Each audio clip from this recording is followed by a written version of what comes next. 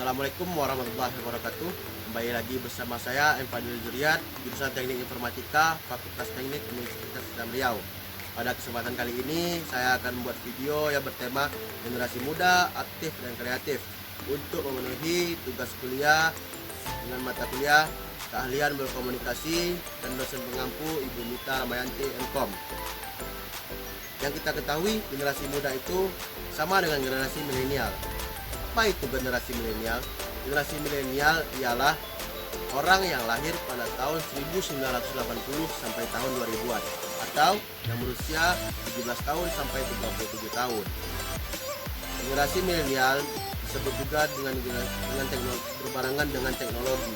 Maksudnya, generasi milenial lahir berbarengan dengan munculnya handphone dan media sosial. Nah, bagaimana sih menjadi generasi milenial yang aktif, kreatif, dan inovatif? Ada beberapa hal yang harus kita perhatikan. Yang pertama ialah berbanyak membaca buku. Maksudnya, dengan kita banyak membaca buku, kita dapat mendapat hal-hal yang kreatif, inovatif, dan yang bermanfaat bagi kita. Jika kita belum terbiasa membaca buku, kita dapat memulai dengan membaca buku-buku novel atau buku-buku cerita lainnya. Yang kedua ialah menggunakan internet dan media sosial secara bijak.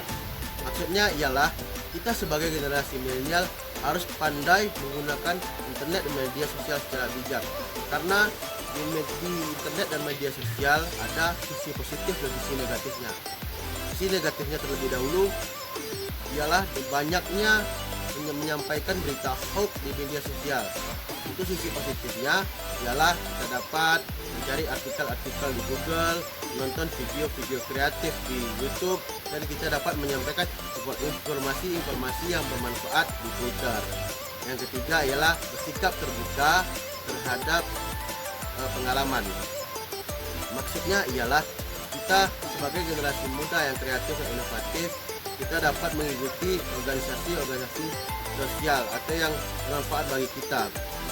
Dan satu lagi, kita juga harus peduli terhadap masalah-masalah yang terjadi di sekeliling kita. Yang ketiga ialah membangun ide dan visi ke depan. Maksudnya, kita sebagai generasi muda atau generasi milenial, kita harus mempunyai visi atau ide-ide dan tujuan hidup kita untuk ke depannya.